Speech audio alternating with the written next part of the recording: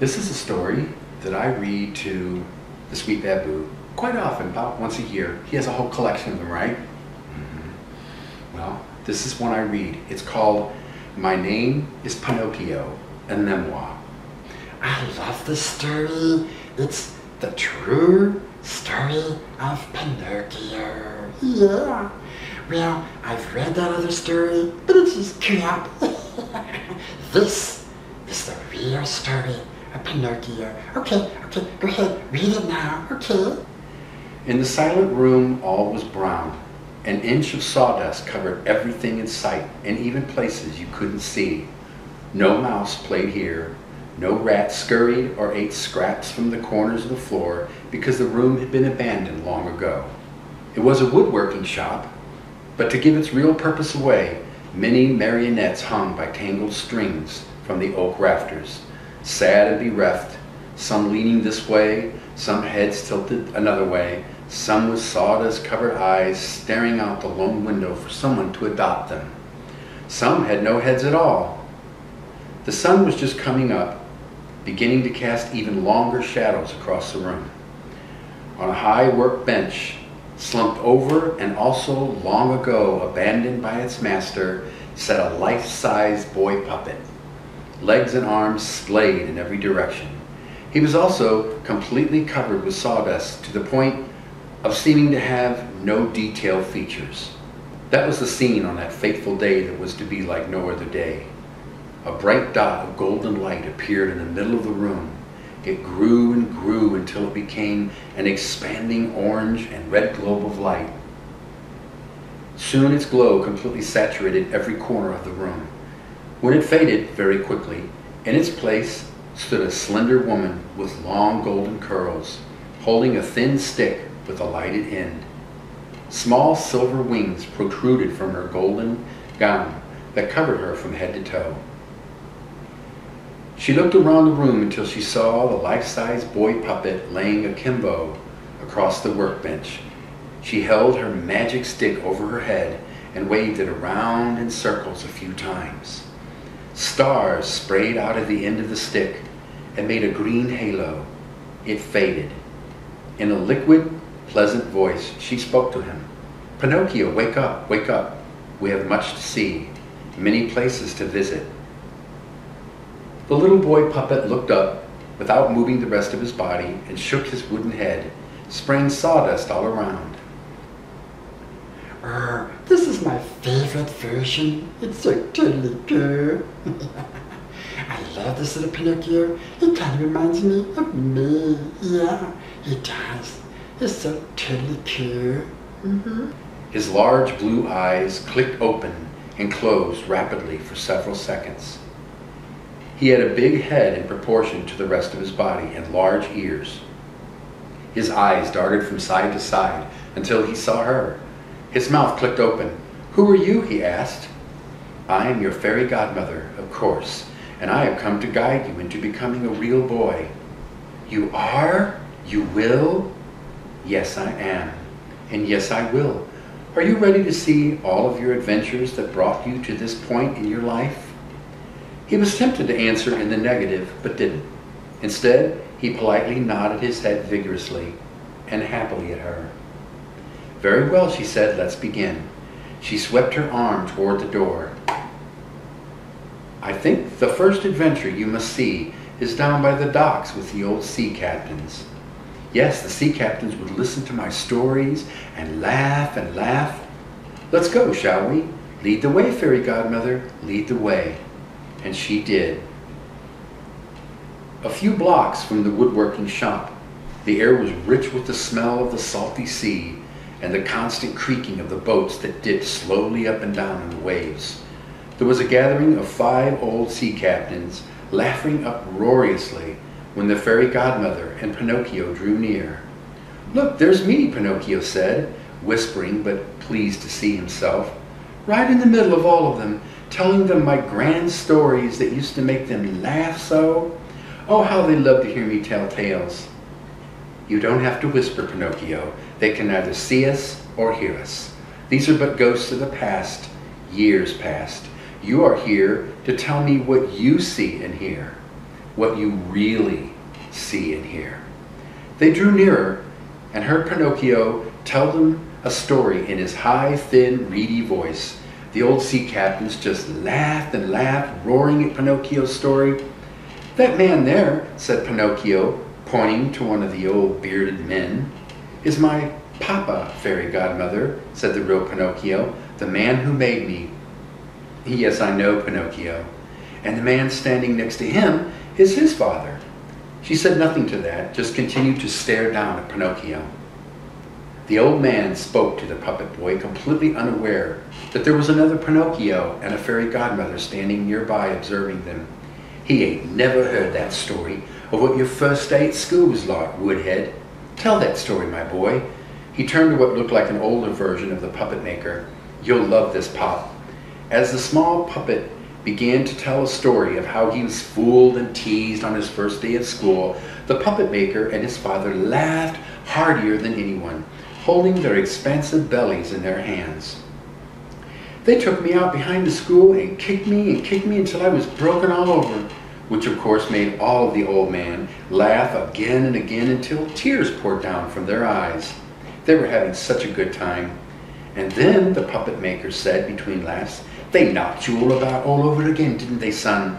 Over and over again. I had to holler for a teacher before they would get you to come to school and rescue me." "But look, Pinocchio," his fairy godmother said, pointing off to the far right of the group. "Here's someone who told you the truth, didn't he?" Pinocchio looked to his right, his eyes narrowing as he said, "He was always telling me awful things about the puppet maker and his dad. The man claimed he was my uncle." "Yes," said the fairy godmother, "he was the brother of the puppet maker whom you considered to be your father." "But he made me," Pinocchio said. "I did think of him as my father. I do still think of him as my father." "Let's listen to what he told you, Pinocchio, but this time I want you to listen to more than just the words. Really listen to what he told you years ago." "I'll try," he said as they approached the uncle who was just beginning to talk to the little puppet. "I gotta tell you the truth, little one. That man might be my brother, and the older one might be my father, but they are laughing at you." "What?" the other Pinocchio said. "They love my stories. They always ask me to share my adventures with the sea captains all of the time." "Yes, lad, but merely to laugh at you. If you could go over there right now, you would know they only laugh at you, make fun of you. I don't believe my father and grandfather would do something so cruel and mean to me." The uncle sighed and briefly hung his head. "I see I've upset you, and that was not my intention, lad. I'll say no more to ye." And the uncle turned and swiftly walked away, still looking down at the ground as he did so. "Was he right, Pinocchio?" the fairy godmother asked. "Was that really what your grandfather and father were doing?" "I don't know," he said, sniffling. "And yet, Pinocchio, you never told those stories to the sea captains again after that day, did you?" "No, I never did." "What did you do in the months that followed? Surely they asked you to tell more of your humiliating stories, of how you were teased or abused at school. What did you do?" "I told them that I didn't have any stories to tell, no adventures to share with them." "So what did they do?" "Eventually they stopped asking." "So on some level you must have believed your uncle." She sighed deeply. "Let's go back to your house as it was back then and listen to a conversation you had with your father that very night, shall we?" "Can you do that?" he asked. "I can do most anything, Pinocchio. Step through the door." Pinocchio did so and found the old puppet maker sitting on a stool with his former self sitting on his lap. "I'm telling you, little wooden head, if you stay in school, I promise you, from my heart of hearts, I will have a new cart driven by a young donkey just waiting for you at the end of your 4th year. Sitting in the driveway, I promise you. You can take that to the bank for sure." "And did he? Tell the truth now," the fairy godmother asked the real Pinocchio standing by her side. "He said," Pinocchio began, "let's go to that day 4 years from then," she said as she waved the glowing stick over where the puppet maker sat with his creation on his lap. It was the same room. It didn't look that different. Pinocchio stood with the front door open, waiting. In a few minutes there was a loud clomping of hooves. and the creaking wooden wheels of a cart getting closer and closer across the cobblestone street. The puppet maker got down off the front of the cart when it stopped in front of the woodworking shop and spoke to the driver. The old man passed individually 6 dashed them in a burlap bag. Looking over his shoulder at the puppet boy to see if he had been observed, then staggered toward the open door that was blazing with firelight. The puppet maker's eyes were not focusing clearly on the front door. "Get inside, boy," he said, shooing the boy indoors with a large meaty hand. "The whole neighborhood can see you out here gawking and staring at your poor old man. You'll bring shame on the family name for sure." Pinocchio helped him into the house, barely succeeding at maneuvering the heavy old man into a great chair. The chair creaked and groaned under his weight. "Is that the donkey and cart you promised me if I stayed in school for 4 years, Papa?" No. The puppet maker looked over his shoulder toward the front door as if just remembering what had passed between the driver and himself, then turned back to glare drunkenly at the puppet boy. "What? No! I had to spend that money on food for us to survive on, boy." "But you promised," Pinocchio said, then cut short what he was going to say when the old puppet maker drew his large hairy hand back to strike Pinocchio. "Life is full of broken promises, Woodhead," he said, letting his hand drop absently back into his lap. "You've got to learn that, I guess. You've got to eat. We got to eat, right? Ain't that more important for both to eat, for us both to eat? You ungrateful little bastard." "He was right, you know," the real Pinocchio said to the fairy godmother. "Life is full of broken promises, Pinocchio, that he chose to constantly break," she added. "I don't think, fairy godmother," said the puppet without looking at her, "Papa would have cared for you very much, the things you say." "No doubt that's true. Let's look ahead a few hours." The room darkened for a few moments. Then it leapt up bright from the blaze of the roaring fireplace, and many lit candles scattered throughout the room. They had been magically transported into the old man's bedroom. "Look over there, Pinocchio." He saw his own image looking in through the door at the puppet maker, who was loudly snoring in a chair. The clay pots given to him earlier by the driver of the cart were open and strewn all over the floor, most of them broken. The room was saturated with an overpowering odor of warm alcohol. "What were those, Pinocchio?" she asked, pointing at the clay pots.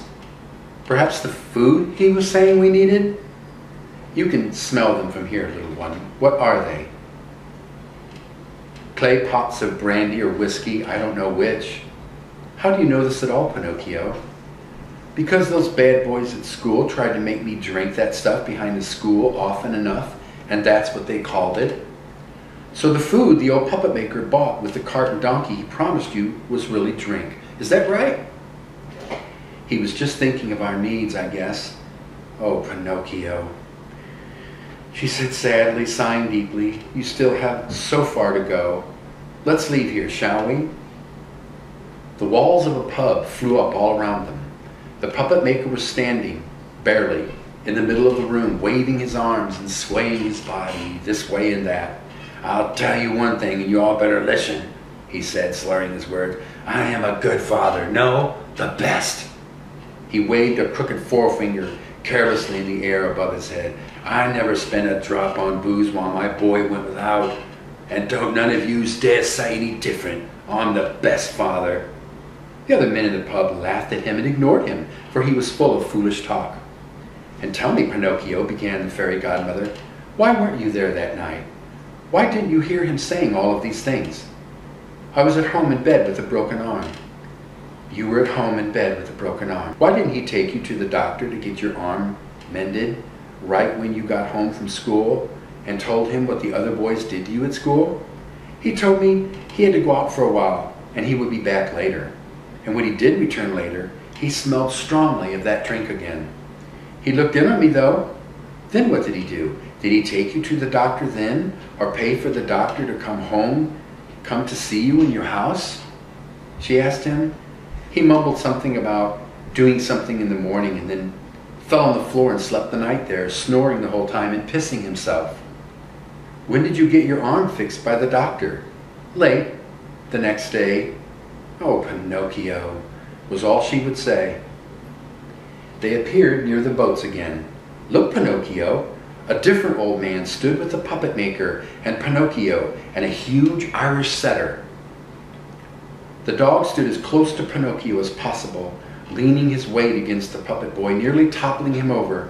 Pinocchio hugged the big dog, and the dog breathed in the puppet's face, unashamed. The real Pinocchio, watching this scene with knowledge, unlike the image of himself that didn't know what was coming, was instantly sad. That dog was my most favorite companion. That uncle gave it to me as a puppy. I adored him and loved him and raised him. I did extra chores around the house to be able to feed him too. That dog loved me more than anybody else in the whole wide world. Did the dog love you more than he loved your father? Oh yes, he followed me everywhere and never even seemed to notice Papa. "Ah, I see," she said. "Do you remember what happened on this particular day, Pinocchio?" "Yes, I do. Father said that the old man was lonely and had no one, that he needed a companion. He told me that we always had each other. He gave my dog to the old man to take home with him. I don't," and turned away and began to walk away. "No, Pinocchio, you'll miss the secret that you have buried all these years." She pointed a thin finger at the puppet maker. "Look at what he does now." The puppet maker turned slowly toward Pinocchio, so very slowly that the puppet boy feared he would never turn his head fully, and only peeked at him with his peripheral vision. His fairy godmother did not want him to look away or run away, so he stood his ground and saw. The most self-satisfied grin possessed the face of the puppet maker. When heartbreak did not immediately register on Pinocchio's face, to make sure that the boy got the point, his grin widened, and he stared like that at Pinocchio for several seconds, the grin frozen on his face. "I hate you for doing this," said the puppet who stood before the puppet maker. "I will never forgive you for giving my dog away, not ever." The dog whined and licked his little brightly painted face. The puppet maker's face briefly expressed shame. His face then reddened with anger, but at the last moment, he decided to let the boy get away with it.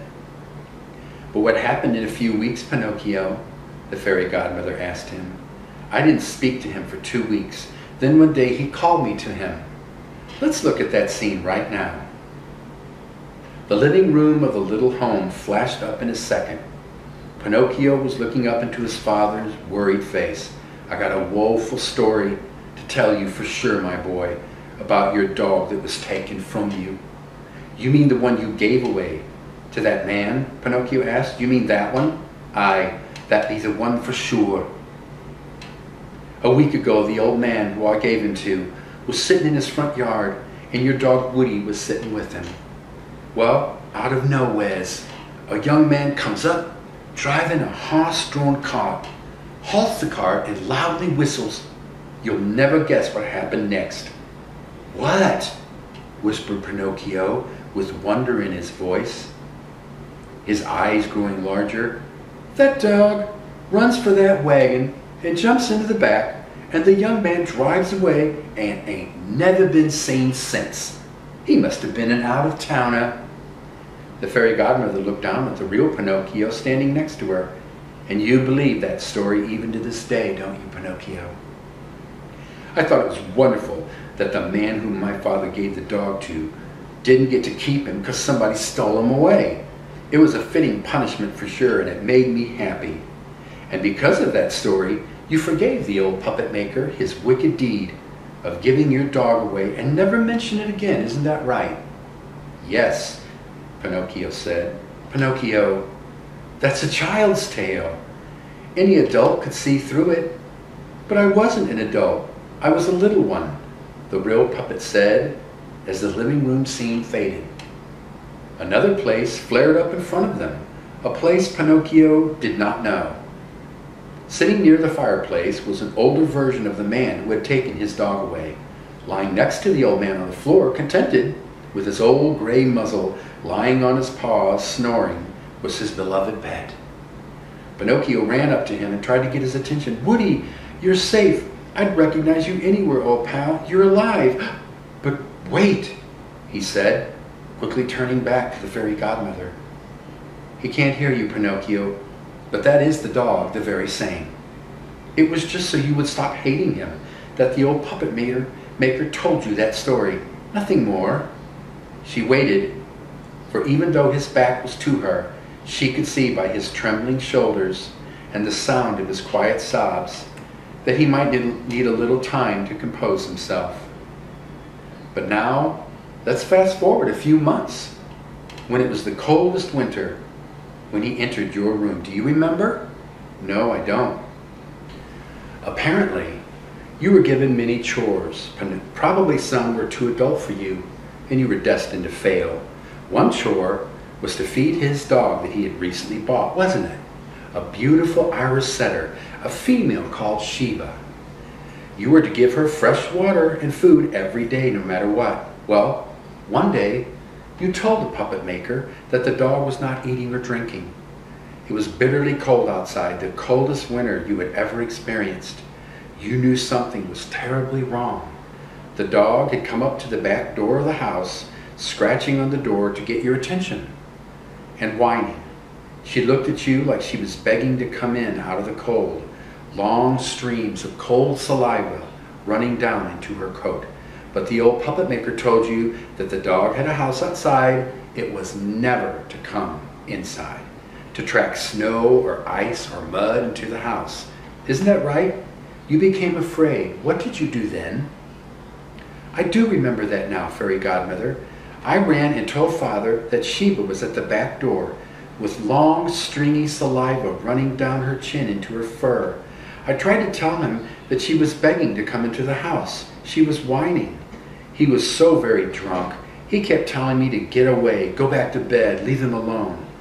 But what happened that very next morning, Pinocchio? All of a sudden, I was awakened by Papa roaring and crying and blubbering at my bedroom door. He was standing in my doorway screaming at me, "You son of a bitch, you killed my dog. You killed my dog, you son of a bitch. I found her on the back porch, dead this morning. She died of the cold and pneumonia. You son of a bitch, you killed my dog." He didn't hit me, though. He was too shaken to do that. The only time he never hit me when I had it coming. "But Pinocchio," said the fairy godmother, the tips of her silver wings tinged with red. "Whose dog was she?" "He told me I was to take care of her every day. I was to take care of her. But Pinocchio, whose dog was she?" "His, of course. And you were a child, not skilled in the ways of the world. You didn't know what pneumonia was, or that the dog would die. You even tried to wake him. Did you explain all of this to him? No. You took all the blame for that and tucked it deep down inside of you. The puppet maker slaughtered your inner child, killing you. He drank to drown his sorrows and blamed you for it." "It's sad, isn't it?" Pinocchio said. "Yes, it is. I feel sorry for you, Pinocchio, but you must see other things before this is over." The scene changed again, and the old puppet maker was sitting in front of a handsome new Victrola, listening to mournful records, wailing and crying right along with them. "What is this, Pinocchio?" "I remember this. He bought me my very own Victrola for what he said was my birthday and some records. One day, his record player broke. He was so sad that he took mine and installed it in his bedroom and would play those records over and over again." "It was yours and he took it? Did he ask your permission or thank you for letting him borrow it?" "No, that was just his way. When I asked for it back, he cursed me and said he needed it more than me. He was an adult and his problems were more serious than mine, that I would never understand. He said he felt more than others. I never saw that record player again, and he never mentioned it either." "That was the last time you ever saw him before he abandoned you, wasn't it, Pinocchio?" Pinocchio hung his head and sighed a deep and heavy sigh. "Not quite he." "Yes, Pinocchio. I already know, of course." Her small silver wings fluttered on her shoulders, tinged ice blue like crystal. The same old living room sprang up around them. Pinocchio and the fairy godmother saw the old puppet maker sitting on a stool in the middle of the room, and the other Pinocchio stood before him. "Boy, the doctors tell me I got the cancers. My whole body is riddled with it. You don't know what the cancers are, do you, little wooden head?" The puppet boy merely shook his head. "Soon, I'm going to get sicker and sicker, until I'm too sick to get up anymore. I can't handle that. I'll shit and piss myself regular like." "You do that now, Papa." "Shut your gob, boy, or the last thing I'll do before I go is make your head ring like I'm thumping a log. I'll be wanting to tell you some things, so listen to every words I tell you, you hear?" "Yes, Papa," Pinocchio said sadly. "When I carved you and spirited you to life, I sang over you a wishing song. I sang a song of a boy who would hunt and fish with his paw. I wished for him to like the things I liked, you know. But that wasn't you. No, you was a fruity boy. A bookworm. I always told my friends I'd rather have a darky for a son than a fruity boy. And it's just simply the truth, boy. Apparently, I spoke too hard, 'cause you're just a fruity boy, a sissy." "What do all those names mean, Papa?" "One day you'll know, boy. One day you'll know, and curse the day he was made, believe me." The old man, even heavier than before, grunted as he leaned down and reached behind the stool to pick up a revolver. "There were times when I did more than hit you. There were times when I kicked you. But you knew you had it coming, right?" Pinocchio was mystified by the sheen and size of the revolver, for he had never seen one before, and certainly did not know the puppet maker owned anything so large and dangerous looking. Instead of lying to the puppet maker, as he had done many times before, he innocently told the truth when he shook his head in the negative. "You were always a disappointment to me, boy." He raised the gun to the middle of his chest and placed the barrel directly over his heart. "No one loves me, and I don't love anyone neither." He pulled the trigger, and a huge explosion and a flash of white light filled the room. The pungent stink of gunpowder filled the nostrils of the little puppet boy. The old man fell heavily off the stool, the sound of his body slamming under the floor, resounding throughout every room in the house. Then there was absolute, utter silence. Pinocchio approached the fat old man and tried to wrap his tiny arms around him, but failed. "Oh, Papa, you never said goodbye. You never said goodbye." And he wept into the beard of the old man, and the scene faded to black. The fairy godmother and the real Pinocchio were in the room where she had originally found him. "Do you want to climb back up on the table and go back to your sad sleep again, Pinocchio, to wait for someone to come for you, to rescue you?" "No, not anymore. I finally see the old man for what he really was." "And what is that, little puppet boy?" His large blue eyes glittered with tears, and in his high, thin, reedy voice he said, "He was a self-centered, stupid-ass motherfucker." "Yes, he was, Pinocchio. Yes, he was. And I'm just an ugly piece of wood, and no one could ever love me." "That, of course, is not true, little boy. Don't call me that. I'm just a—" Then he looked down at his hands, not chipped, rudely carved wooden slabs, but real pink hands. Real. Real. "What has happened to me, fairy godmother?" "You have become a real boy, Pinocchio. And look there, my boy." She was pointing through the window at the stars, for night had finally fallen. "I only see the stars, fairy godmother." "Then you are not looking quite far enough. For you might not even have been truly loved by the puppet maker, but there is another who loves you very much. Go out into the world and look for him, Pinocchio. I have every confidence you will find at last exactly what you have always been looking for." "I will, I promise." And Pinocchio was alone in the room.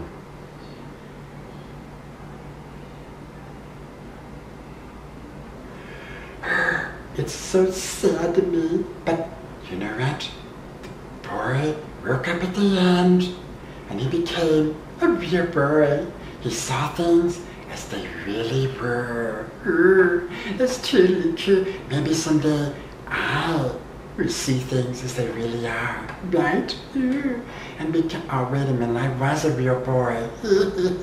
And now I'm a zombie baby. But you know what? I like being me.